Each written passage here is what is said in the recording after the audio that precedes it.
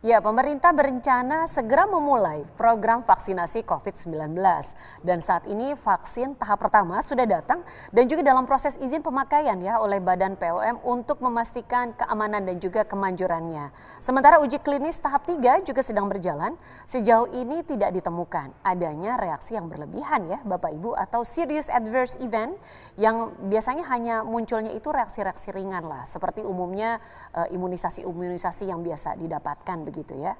Di sisi lain, berkembang juga informasi-informasi yang simpang siur, hoax atau seringkali tidak benar mengenai vaksin yang sedang disiapkan, terutama nih terkait dengan keamanan dan juga kemanjurannya.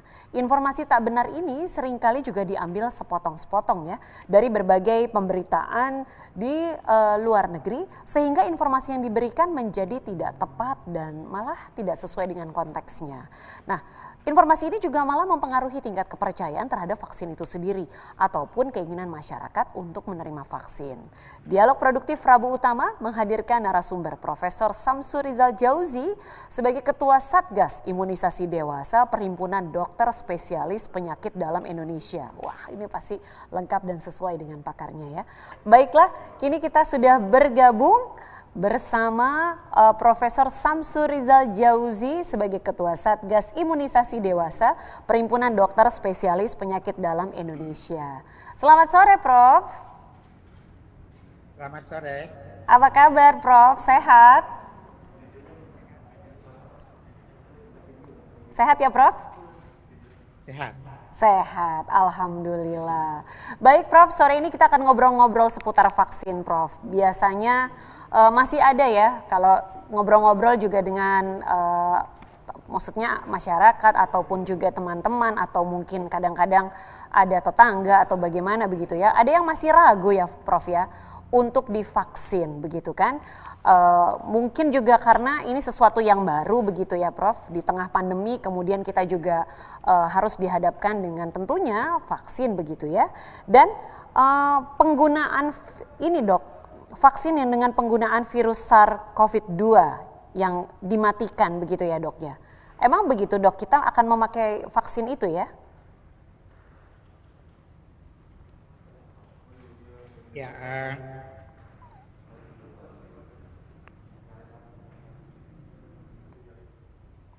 Pak Prof bisa dengar suara saya? Semoga bisa ya. Baik, masih terkoneksi? halo, Iya, bisa dengar saya? baik. Bisa dengar Prof? Boleh dijelaskan, Prof? Tentang tadi pertanyaan Baik. saya adalah vaksin yang menggunakan virus SARS-CoV-2 yang katanya dimatikan ya, Dok? Prof? Ya, Iya, baik. dokter juga ya, Profesor. Iya, silakan, Prof. Ya, vaksin yang kita gunakan untuk COVID-19 ini adalah vaksin yang sudah dimatikan. Baik itu yang sekarang dipakai di Amerika dan nanti juga yang akan dipakai di Indonesia dan negara-negara lain. Memang ada vaksin yang virusnya masih hidup. Tetapi meskipun virusnya masih hidup, virus itu sudah dilemahkan sedemikian rupa sehingga tidak menimbulkan penyakit. Dan untuk COVID-19 ini tidak ada yang memakai vaksin hidup yang dilemahkan. Semuanya adalah vaksin yang sudah dimatikan.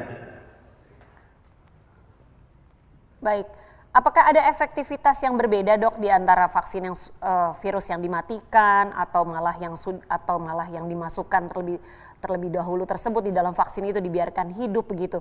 Apakah memang ada perbedaan begitu, Dok, dari segi efektivitas atau ada perbedaannya tuh kenapa gitu, Dok? Ya, untuk vaksin COVID-19 ini ada 4 jenis. Dan masing-masing memang ada perbedaan efektivitasnya. Oh, Tetapi WHO menetapkan bahwa vaksin baru boleh digunakan apabila efektivitasnya di atas 50%. Oke. Jadi kalau efektivitasnya Jadi 50. yang dipakai nanti Semua harus memenuhi syarat WHO tersebut. Baik, baik dok. Baik Prof. Tapi memang vaksin-vaksin tersebut tadi 4 tadi dok, berapa tadi vaksinnya ada 4 ya dok ya? Macam. 4 tersebut sudah diuji coba semua ya dok ya? Ya Prof ya? Ya, sudah diuji coba pada tahap akhir, sebagian sudah selesai, sebagian masih dalam menunggu hasil-hasil terakhir. Baik, baik.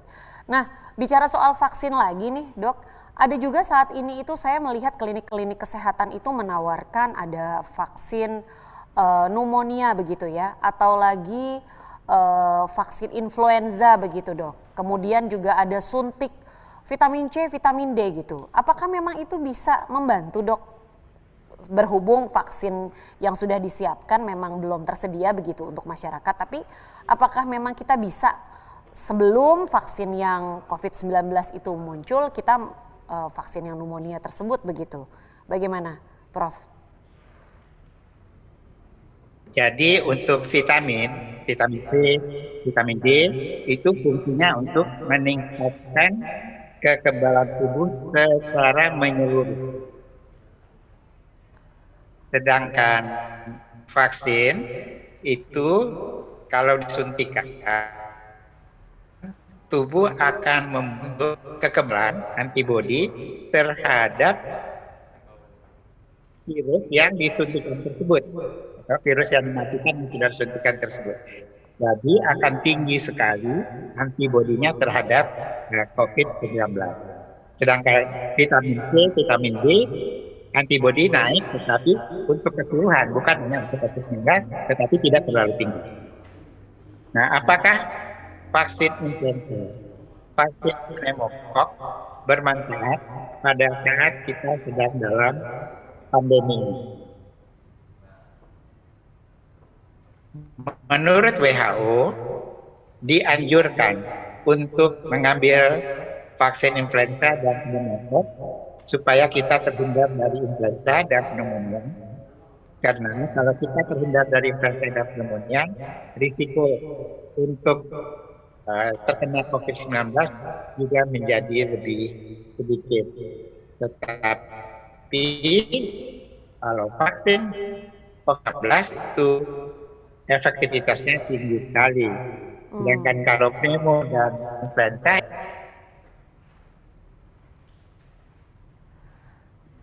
Baik dok. Sementara kalau bicara tentang antibodi nih dok, fenomena ADE atau antibody dependent enhancement itu kan sudah berkali-kali dijelaskan terus kembali muncul begitu dok ya di berbagai pemberitaan. Apa sih dok sebetulnya fenomena ADE itu dan apakah memang ini terjadi gitu pada SARS-CoV-2 ini? Jadi ADE itu terjadi pada beberapa vaksin, terutama adalah vaksin demam berdarah. Tetapi juga kejadiannya tidak sama. Nah, kita tahu bahwa vaksin COVID-19 ini dikembangkan di banyak negara. Di Amerika, di Inggris, di Jerman, di Australia. Itu adalah peneliti dunia dan mereka mengembangkan dan sudah memeriksa sejak digunakan bahwa COVID-19 ini tidak menimbulkan ADE. Jadi kita tidak perlu ragu-ragu. Bahkan sekarang kan Inggris dan Amerika sudah menyuntik ratusan ribuan. Ya. Karena mereka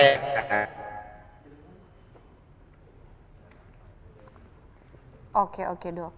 Kalau tadi dokter bicara tentang Inggris dan Amerika juga ramai nih dok ya dibicarakan tentang virus varian baru begitu kan. Karena kemunculannya katanya sebelumnya dari Inggris begitu dok. Tapi apakah pola penanganannya berbeda begitu dari yang sebelumnya? Apanya yang berbeda? Yang virus varian baru ini dok. Penanganannya akan berbeda atau bagaimana? Jadi setiap virus berkembang biak itu ada kemungkinan terjadi mutasi. Jadi mutasi virus pada berkembang biak itu adalah hal yang biasa terjadi. biasa yang terjadi Nah, ya?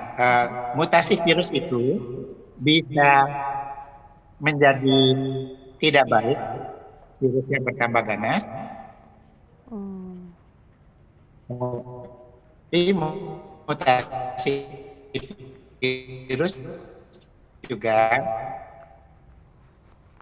bisa memperhatikan mutasi virus yang terjadi yang dimulai di Inggris ini apakah bertambah ganas atau tidak, dan apakah vaksin dan tes PCR kita itu terpengaruh atau tidak dengan adanya mutasi.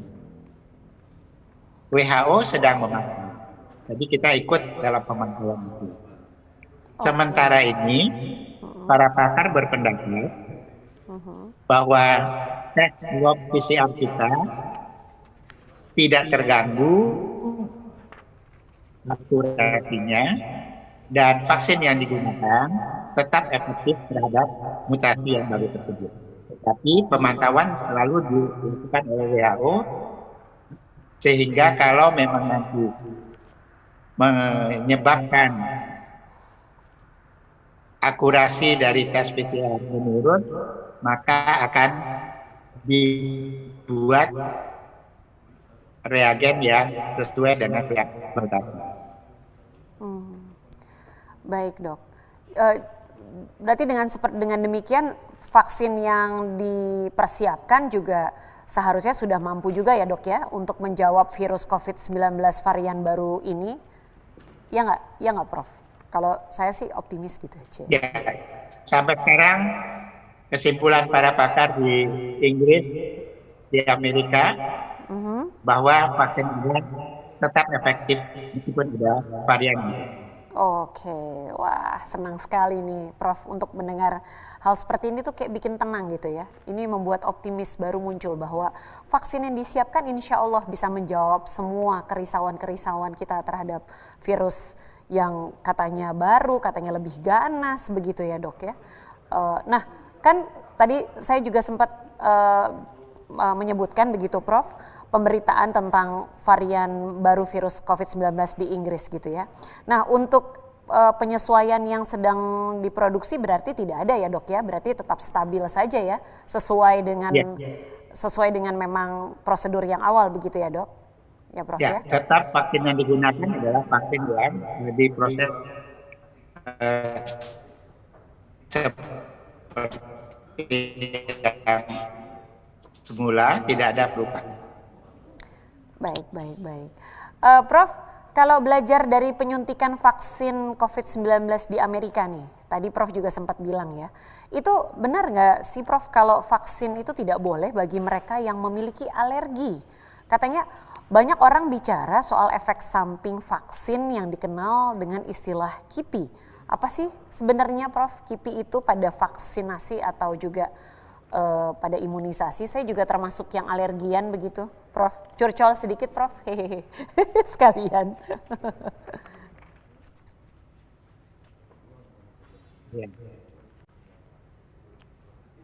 Penyuntikan di Inggris dan di Amerika itu kan sudah mencapai ratusan ribu orang.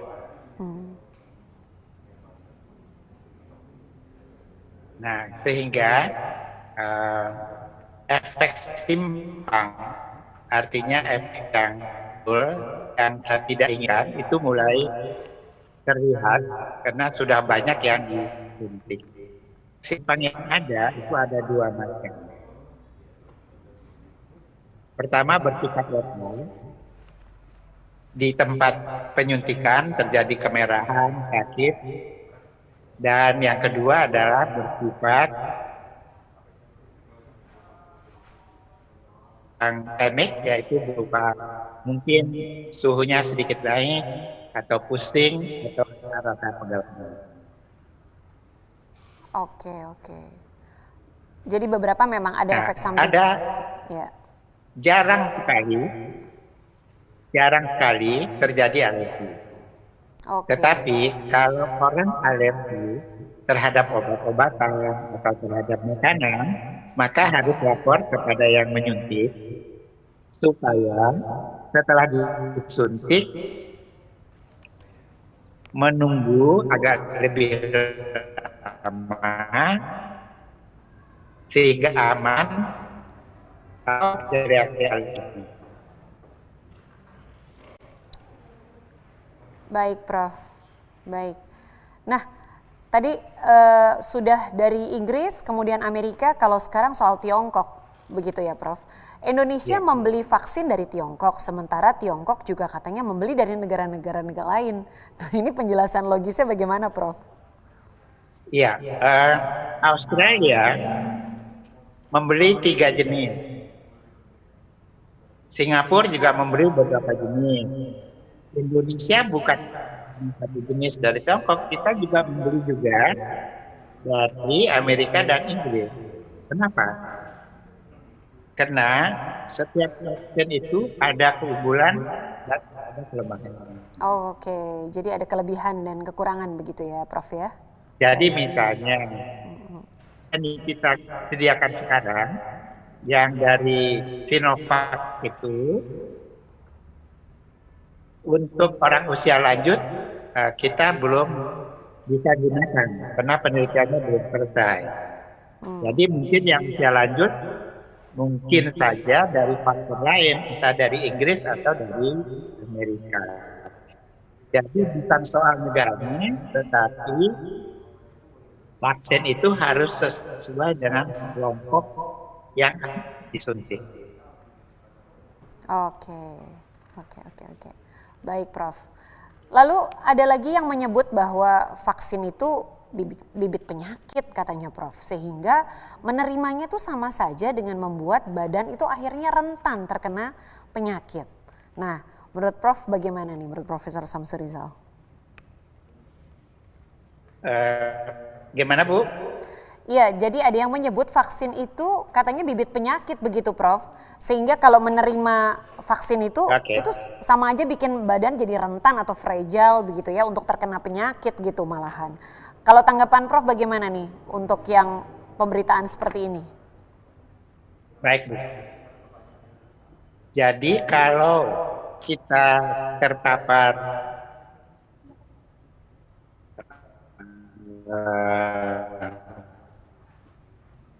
virus ini COVID-19, kita tahu virusnya banyak sedikit dan bukan sakit berat. 20% kemungkinan bisa sakit sedang atau berat. Bahkan 5% mungkin harus masuk ICU. Dan dari yang di ICU itu yang 5% itu tidak pernah meninggal dunia. Jadi kalau terkena infeksi COVID, kita tidak tahu bagaimana bisa memikirkan kemungkinan dia akan kalau maaf, Prof, hilang suaranya, boleh diulangi sedikit, Prof? Tadi sampai dengan sekarang bisa benar? Nah, bisa Prof. Kalau disuntikan vaksin COVID, dosisnya sudah ditentukan. Kecil sekali.